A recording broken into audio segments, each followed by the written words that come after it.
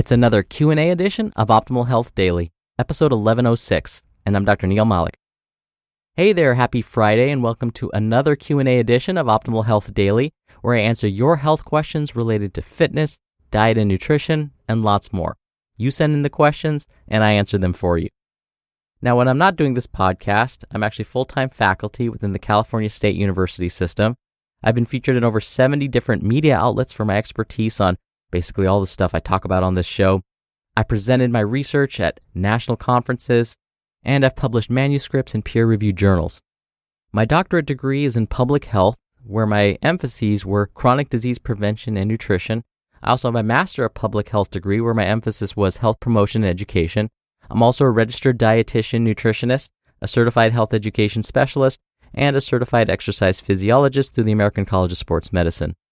All right, enough about me. Let's get right to today's question as we optimize your life. Today's question came to me via email. Amanda writes, "Hello, I have a question about plant proteins. I understand that many vegetables, fruits, nuts, etc. do not have complete proteins, and therefore need to be combined to make a complete protein. My question is on the combining. How do you know how much of each protein to take? Like, does 1 gram of protein X equate to 1 gram of protein Y to make the complete X plus Y protein? And how long do you have to make that complete protein? If I eat protein 1 in the morning and eat protein 2 at dinner, will they still combine to make that complete protein? I hope this makes sense, and thank you for your time." Thank you so much for your question, Amanda. Your question makes perfect sense. It sounds like you're wondering about whether the quality of plant-based proteins affects your overall protein status and whether the timing of when we consume these proteins matter. Now, plant-based proteins are known for being of poorer quality than animal-based proteins. This is something that you'll hear fitness enthusiasts talk about all the time. And this is true to a certain extent. I'll explain. As you mentioned, Amanda, plant-based proteins are not what we would consider complete proteins. This means they are missing some essential amino acids. Okay, bear with me here. Imagine you're putting together a puzzle, one of those large 1,000-piece tabletop puzzles with a picture of a beautiful, lush landscape in the foreground and a gray medieval castle in the background. You're getting close to finishing this masterpiece, and that dreaded moment comes around where a third of the puzzle isn't finished, and you realize you only have 10 puzzle pieces left sitting in the box. Uh-oh. Well, imagine all those puzzle pieces, the ones that are connected and the ones remaining in the box, are amino acids. So all the puzzle pieces are amino acids. And the finished puzzle, let's say, is your biceps muscles. The body won't be able to complete that beautiful puzzle or maintain or repair your biceps unless we find more of those missing pieces. Or put another way, until we find those missing amino acids. Plant-based proteins are like this giant tabletop puzzle with missing pieces.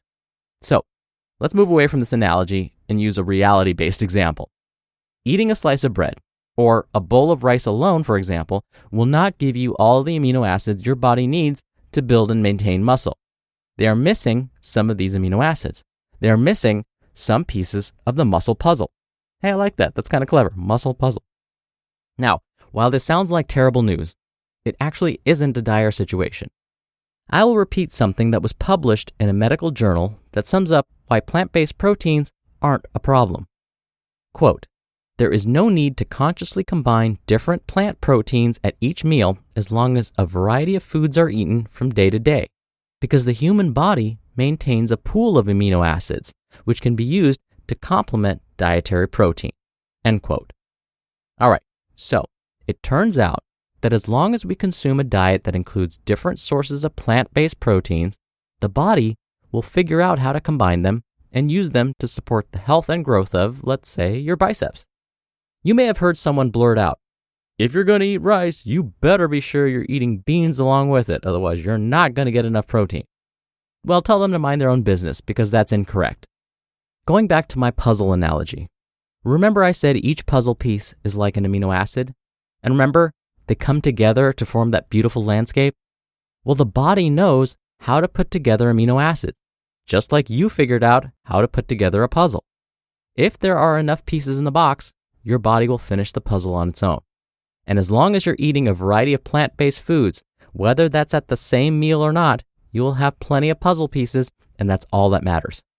I will also repeat something here that I mentioned many times on this show before. The real key when you're thinking about muscle and muscle growth is to create the demand for muscle growth. If you want healthy muscles, you have to work them. You have to tell the body to send those amino acids to the muscle instead of, let's say, to the kidney for excretion or to storage as body fat. The way to do this is to make the muscles crave those amino acids so they get first dibs anytime you eat protein, plant-based or not. Now, Amanda, I haven't forgotten that you were also wondering whether you need to eat more total protein to make up for the fact that plant-based proteins don't contain all the necessary amino acids. And on top of that, plant-based proteins aren't as easily digested and absorbed. This is because plants have a natural barrier around them. They're coated in fibrous material, which prevents the body from being able to access their amino acids. By the way, it's the same fibrous material that provides us with dietary fiber, the very same dietary fiber that keeps the gut microbiome healthy. Now, a joint task force between the World Health Organization and the Food and Agriculture Organization suggested that vegans specifically may need to increase their daily protein intake. Again, this is to make up for the fact that plant-based proteins aren't as easily absorbed by the body. So vegans specifically may need more protein each day. But for vegetarians, most studies have found that there's no need to increase daily protein intakes above what's recommended for those that eat animal products.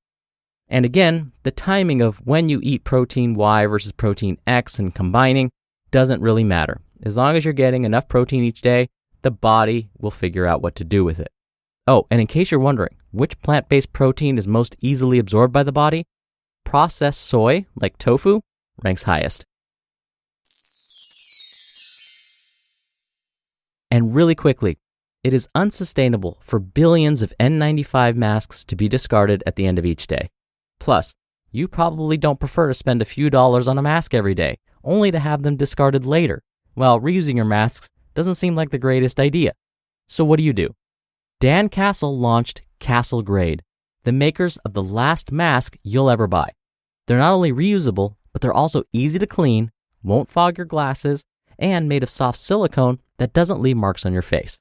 Most importantly, they allow you to breathe easier, unlike regular cloth masks that wrap directly over your mouth. Castle Grade is FDA registered, and you can wash it as often as you need, in a dishwasher. I definitely have never heard of that one. To get some masks for your family, just visit castlegrade.com and enter discount code OHD at checkout for 10% off your first order. That's castlegrade.com and use code OHD at checkout for 10% off. Thank you so much again for the question, Amanda. You'll be entered into a very small raffle every month to win a book. And if you want to be in the raffle, send me a question. You can now email one to health@oldpodcast.com. Or if you want your voice on the show, come by oldpodcast.com/ask. Right on that page, you can record your question straight from your computer's microphone. It's really easy, and you can even play back your message and do retakes before sending it in. Or you can do it the old-fashioned way and call in your question. The number is 61 I love OHD. In the meantime, that's it for today. Thank you so much for listening every day. Thank you for listening all the way through. Thank you in advance for sending in your questions. I hope you have a wonderful holiday weekend if you're here in the US, but I'll still see you over this holiday weekend because I'll be back for the Saturday and Sunday show where your optimal life awaits.